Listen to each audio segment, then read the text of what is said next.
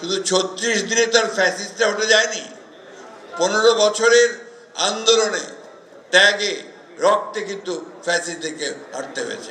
স্থানীয় সরকার উপদেষ্টা যিনি আছেন তিনি বলেছেন, ফ্যাসিস্টদের লোকেরা যদি কেউ মাপ চেয়ে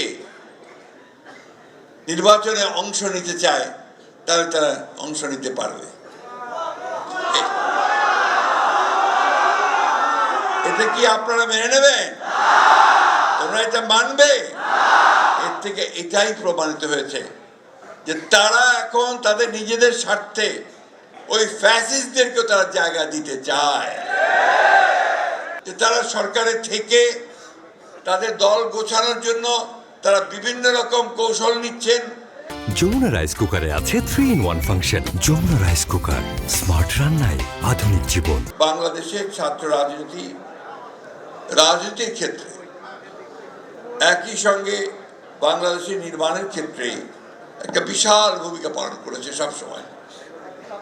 এই দেশে যা কিছু মহৎ, যা কিছু মহান, তার অর্জন কিন্তু ছাত্রদের হাত দিয়ে। সেই 1952 সালে ভাষা আন্দোলন থেকে শুরু করে, যা 21শে ফেব্রুয়ারি কয়েকদিন পরেই শুরু করে সর্বশেষ এই ফ্যাসিস্ট বিরোধী আন্দোলনের যে বিজয়, সব কিছু কিন্তু সম্ভব হয়েছে এই ছাত্রদের অগ্রণী ভূমিকা পালন করবার জন্য। আমাদের সব মিটিংয়ের মধ্যে, বক্তব্যের মধ্যে আমি প্রায়ই বলতাম যে কোথায় ছেলেরা, কোথায় সেই তরুণেরা যারা বাংলাদেশের পরিবর্তনগুলো এনেছে, যারা বাংলাদেশের জন্য তাদের প্রাণ বিসর্জন দিয়েছে, যারা ভ্যানগার্ডের ভূমিকা পালন করেছে। আমার সেই স্বপ্ন, সেই ডাক সফল হয়েছে। আমি দেখেছি যে আমাদের তরুণেরা, আমাদের ছাত্ররা কিভাবে বুকে রক্ত দিয়ে তারা সেই ফ্যাসিস্টকে হটিয়ে দিয়ে একটা নতুন সূর্য সামনের দিকে নিয়ে এসেছে। এবং এই আন্দোলনে ছাত্র দলের ভূমিকা নিঃসন্দেহে স্বর্ণাক্ষরে লেখা থাকবে। কারণ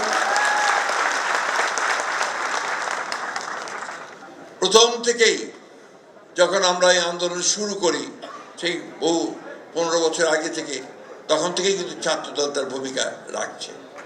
আর এই শেষ সময়ে শুধু ৩৬ দিনে তার ফ্যাসিস্টটা উঠে যায়নি, 15 বছরের আন্দোলনে, ত্যাগে, রক্তে কিন্তু ফ্যাসিস্টদেরকে হারতে হয়েছে। হ্যাঁ, অবশ্যই এই 36 দিন ছিল একটা চূড়ান্ত যে আন্দোলন, সেই আন্দোলনের শেষ পর্যায়ে। সেই পর্যায়ে নিঃসন্দেহে আমাদের ছেলেরা তাদের অবদান রেখেছে। আমরা কি হিসাব দেখেছি আমাদের? সেই হিসাবে দেখেছি যে এই প্রায় 2000 ছেলে যারা শহীদ হয়েছে, তাদের মধ্যে প্রায় 800 ছেলে আমাদের ছাত্র দলের ছেলেরা রয়েছে। আমি আমার ঠাকুরগাঁ জেলার কথা বলতে পারি, 9 জন যে শহীদ হয়েছে, সেই 9 জনের মধ্যে 7 জনই হচ্ছে আমার ছাত্র দলের ছেলে।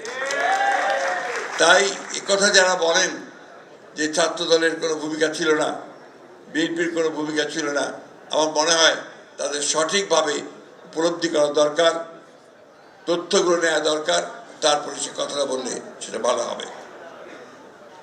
আজকে একটা অত্যন্ত ক্রান্তিকালে আমরা কিন্তু বাস করছি এখন, এবং এই ক্রান্তিকালটা হচ্ছে যে একটা ভয়াবহ একটা ফ্যাসিবাদী অবস্থান থেকে, একটা শাসন থেকে আমরা একটা গণতান্ত্রিক শাসনে যাওয়ার জন্য একেবারে তৈরি হয়ে আছে। গোটা দেশের মানুষ এখন সেইটাই চায় যে অতি দ্রুত যেন তারা একটা গণতান্ত্রিক পরিবেশে ফিরে যেতে পারে। কিন্তু এখন পর্যন্ত 7 মাস আমরা সেই জায়গায় যেতে পারিনি, কারণ আমরা দেখছি যে নতুন সরকার, অন্তর্বর্তীকালীন সরকার, আমরা তাকে সমর্থন দিয়েছি। তারা চেষ্টা করছেন অতি দ্রুত কিছু কাজ শেষ করে এই নির্বাচনের দিকে যাওয়ার। কিন্তু এর মধ্যেই কতগুলো সন্দেহের সৃষ্টি হয়েছে মানুষের মধ্যে। সেই সন্দেহটা হচ্ছে যে আদৌ নির্বাচনটা এরা আন্তরিক কিনা। কারণ আছে এই সন্দেহ সৃষ্টি হওয়ার।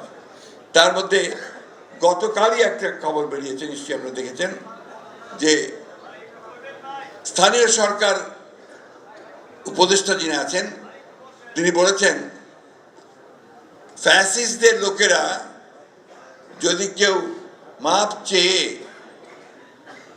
নির্বাচনে অংশ নিতে চায় তাহলে তারা অংশ নিতে পারবে।